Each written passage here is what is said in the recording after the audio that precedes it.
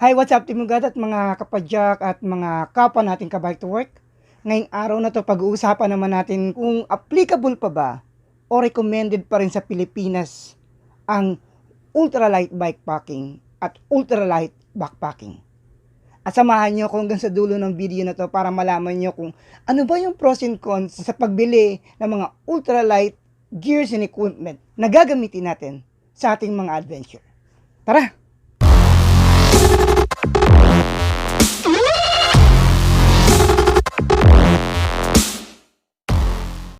Magandang araw sa inyong lahat. Ako nga po pala si Jeff at welcome sa Greens Cat and Me Cycling Outdoor and Adventure. Dahil ang pagtulong sa mga kapwa nating kapadyak at mga outdoor enthusiasts ang ating passion. Dito pag-uusapan natin ang iba't ibang topic na related sa mountain biking, bikepacking, at backpacking or mountaineering sa pinakasimpleng pamamaraan. At dito magkakaroon din tayo ng mga unboxing at review ng ilang mga gamit o gears and equipment na gagamitin natin sa ating mga outdoor adventures.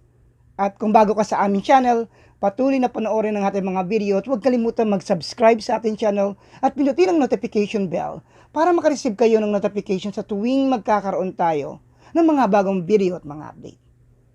At Timugat, ngayong araw na to, sabi nga pag-uusapan natin kung applicable pa ba sa Pilipinas o recommended pa rin ang ultralight backpacking at ultralight bikepacking. Tara't isa-isahin natin to. Ano nga ba yung ultralight backpacking o ultralight bikepacking? Ito kasi ay nakilala o sumikat mga ilang taon na rin nakakalipas kasi ito yung kabaliktaran ng traditional backpacking. Ito naman pinakasimple lang yung mga kailangan, mga basic lang na pangangailangan yung kanyang dinadala at lahat ng dala-dala dito ay compact at lightweight. Ngayon, magtataka, pwede ba talaga yon? Sabi nga pwede kasi nagagawa na rin talaga ngayon. Pero, ano ba yung dapat gawin para pababain yung timbang ng dala-dala natin? Kasi, ang ginagawa rito ay yung, kung familiar kayo sa base weight. Ang base weight kasi, ito yung dala-dala natin maliban sa pagkain at tubig. Kasi yung pagkain at tubig ay nababago yan. Depende kung ano yung dadalhin natin. Pero yung mga equipment at gears na gamit ng dala-dala natin, kung gaano yung kabigat, yan na talaga yan. Ito yung pinabababa nila. Itong base weight na to. At yung iba, yung extreme, pati yung pagkain, pinabababa pa rin nila.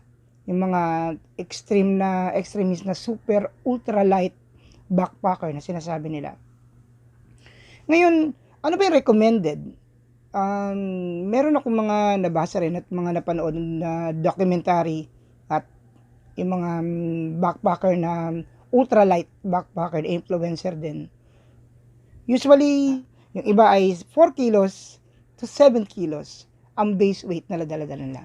Imagine kung gaano kagaan yun. Kung yun yung dala-dala mo sa backpack mo, napakagaan nun. Di ba? Pero, paano ba ma-achieve na pababain ng base weight ng dala-dala natin? Para mapababa natin yung timbang ng dala-dala natin, kailangan nating maghanap ng lightweight o ultra lightweight equipment sa Big 3. Ano yung Big 3 na to? Ito yung pinakamabigat na dala-dala talaga natin lagi. Ito yung backpack. Ito yung tinatawag natin dito sa mga old school mountaineer at backpacker. Ito yung asawa natin, yung backpack. Tapos yung ating tent. Ito yung ating bahay sa bundok. At yung pangatlo, ito yung sleeping system natin. Yung ginagamit natin sa pantulog. Ito yung mga mabibigat na gamit na dala-dala natin.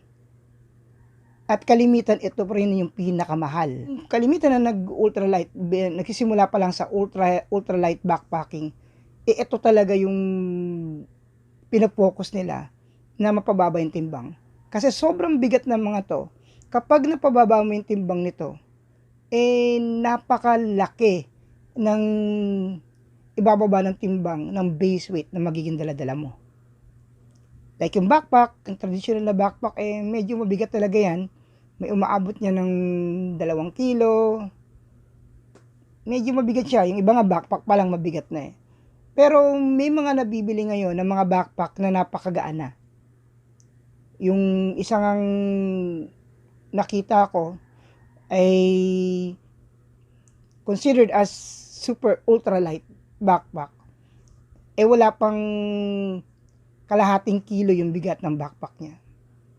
Imagine kung gaano ka gaan yun. Pero habang gumagaan, syempre may nawawala doon na comfort. At papag-uusapan natin yun mamaya, yung pros and cons ng ultralight backpacking. At yung pangalawa naman, ito yung ating tent.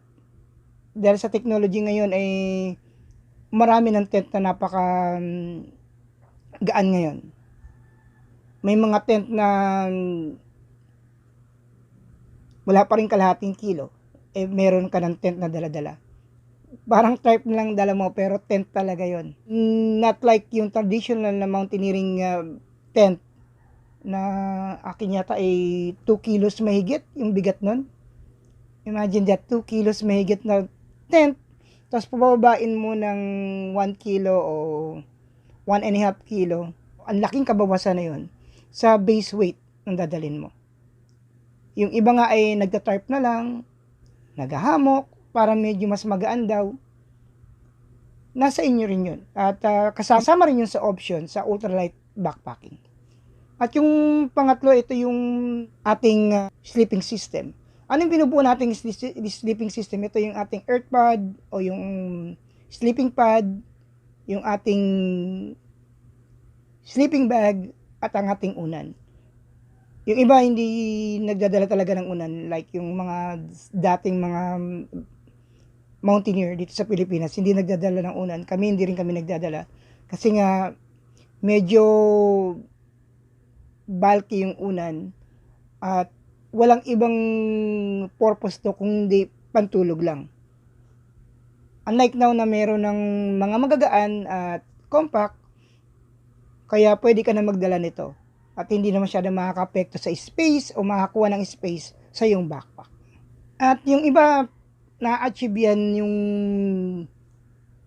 4 kilos ng base weight ng kanyang dinadala sa pag-akit ng bundok. Pero masyadong magagaan yung mga dala niya. Pero posible ba to? Sabi ko nga yung nakaraan, kung naano niyo yung ating video tungkol sa sleeping bag na binili natin, ito yung ultralight sleeping bag. Yung aking sleeping system ay wala pang 1 kilo. Dahil 400 grams mahigit ang aking sleeping bag. Ang sleeping pad ko ay 400 grams din mahigit. At ang aking unan ay wala pang 100 grams. Kaya talagang pababain. At take note, hindi pa yan yung masyadong mamahalin na ultralight sleeping system yung aking binili. Nasa gitna pa lang yan. Imagine kung gaano kagaan yon kapag bumili ka na napakagaan na mga equipment. Pero imaginein mo rin kung magkano yung mga presyo nun. Tapos yung iba, mas pinapagaan pa yan. Pati yung pagkain nila ay pinapagaan pa. Yung cookset, naghahanap sila ng minimalist na cookset. Kung mag-isa ka lang, solo lang talaga na cookset. Tapos mga ultralight din ng mga kitchenware, yung kanilang mga spoon, yung kanilang burner, napakasimple na lang. Tapos yung iba, nag-extreme pa, ang ginagawa ay pati yung kanilang mga gamit, yung personal na gamit, pinagagaan talaga nila. At yung handle ng toothbrush, yung ibang mga gamit, pinuputol nila yon kasi sa kanila, every grams count. Yung iba naman ay bumibili ng sobrang mamahal talaga. At kung titignan natin, pagdating naman sa bikepacking, applicable ba yung ultralight backpacking sa bikepacking? Sa akin kasi, kung ikaw magbabikepacking, bago pa lang naman ako dito, at napansin ko nung nagdala na ako ng mga gamit, medyo mabigat talaga. At nanibago ako sa pagpadyak ng may gamit. Kung walang gamit nga, medyo mahirap na kapag long ride na. Mas mahirap to. Kasi may dala-dala ka ng gamit. May additional weight ka ng dala-dala. At kung malayo ang pupuntahan mo at yung camp na pupuntahan mo or campsite, kailangan mo magpaagaan din ng gamit. Kaya nga, mas applicable nga yung ultralight pagdating sa bikepacking kaysa sa backpacking sa Philippine setting. Ang pinagkaiba nito, kung kaya mong pumili ng lightweight na backpack sa backpacking, sa bikepacking naman ay hindi ganoon nakadesign yung mga bikepacking bag. Kasi nakadesign to sa durability at performance. Hindi pagaanan dito. Kaya nga mahirap maghanap ng magaan na bikepacking bag. Kalimitan medyo may weight talaga siya. Kaya dahil may weight yung bikepacking bag, kailangan mong maghanap ng mga ibang gamit mo na pwede mong pababain yung timbang. At doon ka focus sa ibang mga equipment na to. Ngayon pag-usapan natin, ano ba yung pros and cons ng ultralight backpacking? Ano ba yung advantage at disadvantage ito? Simulan natin sa advantage. Ang advantage kasi ng ultralight backpacking, wala ka masyadong stress sa mga muscle mo, sa katawan mo, kasi napakagaan na ng mga dala mo. Sabihin, kung dati nagdadala ka ng 25 kilos na load, dito 10 kilos lang ang dala-dala mo, napakagaan nun. At yung stress sa muscle mo, sa mga body parts mo, sa tuhod mo, mababawasan to. Kaya hindi ka mas pagod, hindi ka nahihirapan, relax ka lang. Ang advantage ito ay napagkakasya mo yung gamit mo sa maliit na backpack. Kung yung traditional na mountaineering equipment o backpacking equipment, kailangan mo pa ng 60 liters o 70 liters sa backpack para mapagkasya yung gamit mo. Dito dahil ito ay lightweight at compact, kahit sa 25 liters lang na backpack, kasyang-kasya na to. Yung pang 2 o 3 araw.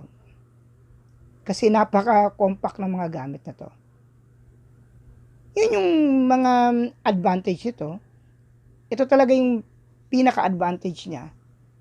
Pero, ano yung disadvantage naman ito?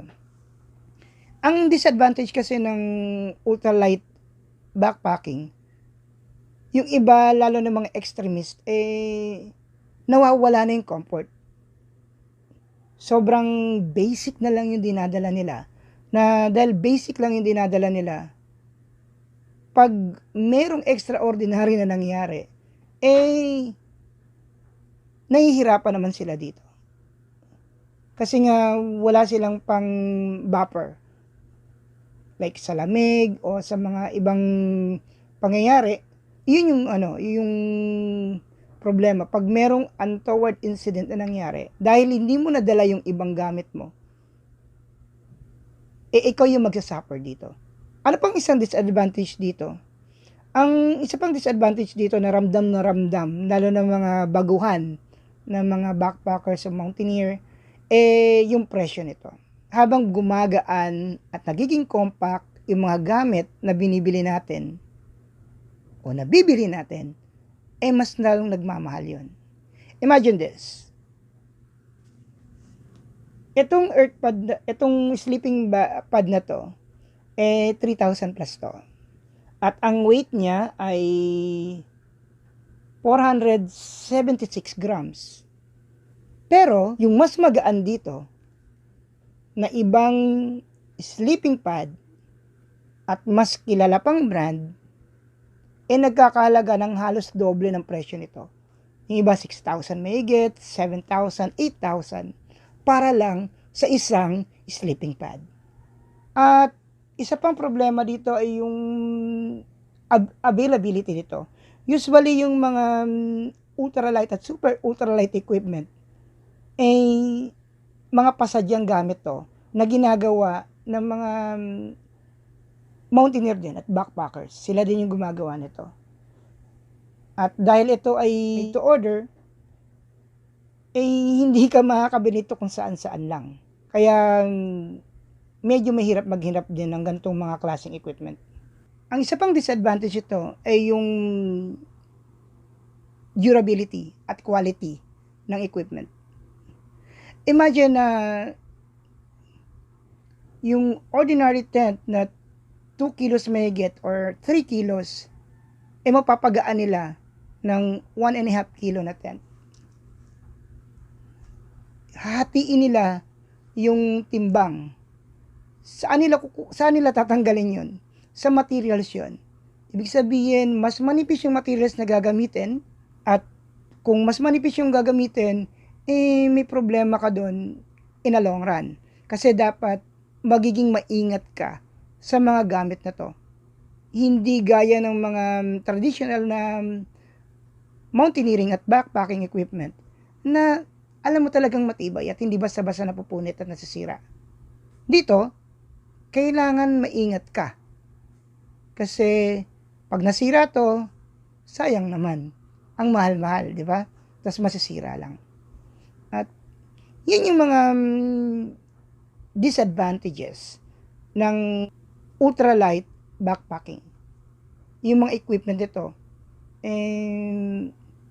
may mga advantage at may disadvantage din. At kayo na yung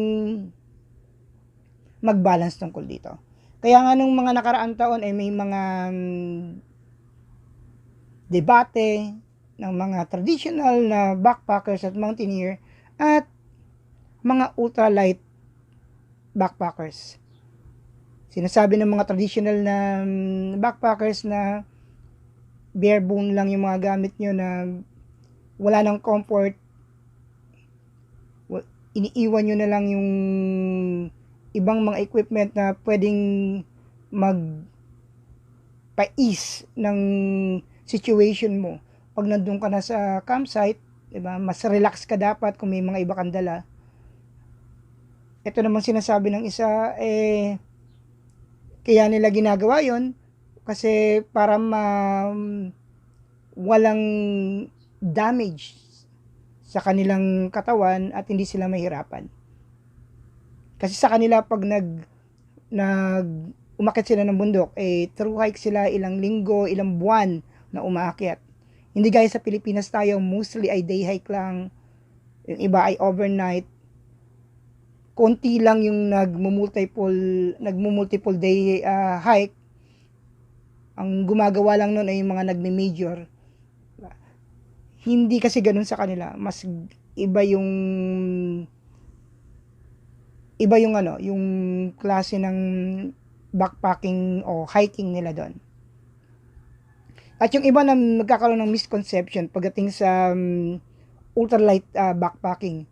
Yung iba ay nag-iiwan ng mga gamit kahit na mahalaga kasi gusto nilang mapagaan yung kanilang dala-dala. In reality, dapat sa ultralight backpacking, wala kang naiiwan. Lahat ng kailangan mo ay dala-dala mo. Kaya nga lang dapat magagaan yung mga dala mo. Yung iba kasi maraming iniiwan. Pagdating na sa bundok, wala na. Kasi iniwan nila yung gamit. Kaya sunod pag-uusapan natin yun, yung mga importanteng gamit na dapat dala-dala natin. At pagdating naman sa bikepacking, mas applicable pa yung pagbili ng mga ultralight equipment sa bikepacking. Kasi kailangan mo talaga ng mas magagaan na gamit para hindi ka mahirapan. At kung tatanungin niyo ako ngayon kung recommended ba yung ultralight backpacking sa Pilipinas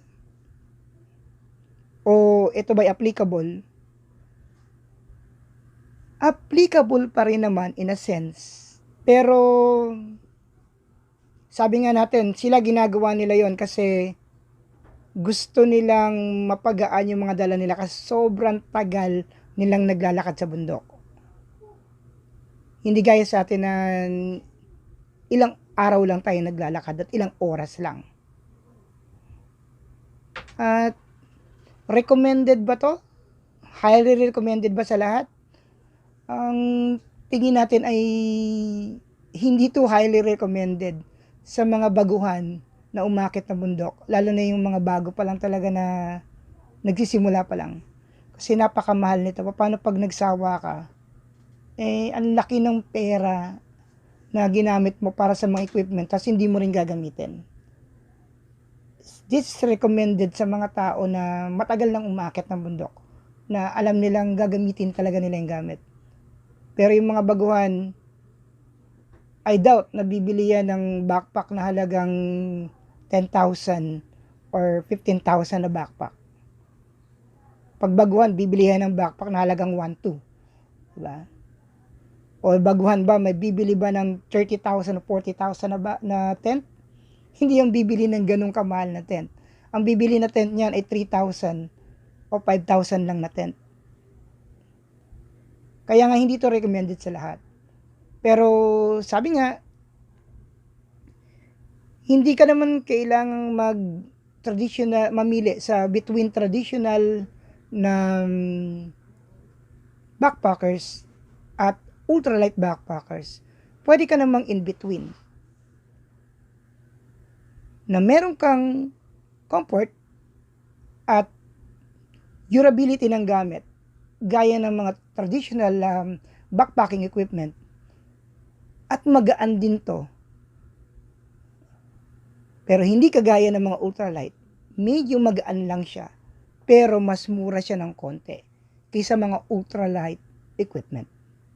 At nasa inyo yun kung paano kayo mamimili. Ang problema ngayon, sobrang daming gamit ngayon. Hindi gaya ng mga panahon ng 1990s na unti lang yung mga gamit. Pag nakita mo, yun lang talaga bibilin mo. Ngayon, sobrang dami na ikaw na yung malilito kung anong bibilin mo. At pag-uusapan natin yan sa susunod kung paano ba may mamili ng mga gamit para mas mapadali at mapagaan yung pamimili nyo ng mga gamit. At dyan po muna nagtatapos yung ating simpleng discussion tungkol sa kung applicable pa ba at recommended ba ang ultralight backpacking sa Pilipinas o hindi. At kung meron kayong mga katanungan, huwag kayong may mag-comment sa ating comment section. At ibigay niyo yung inyong mga experience, lalo sa mga old school mountaineer dito sa Pilipinas. Ano ba yung pinagkaiba ng gamit natin dati at yung mga gamit ngayon? At ano yung mga marerecommend din nyo na mga gamit na mura pero magaan. At lagi nating tatandaan na walang pangit na bike, pangit na ugali meron. At maraming salamat sa patuloy na pagsuporta at panonood ng Green Scott and Me Cycling, Outdoor and Adventure. Ako nga po pala uli si Jeff at keep safe at mabuhay kayong lahat.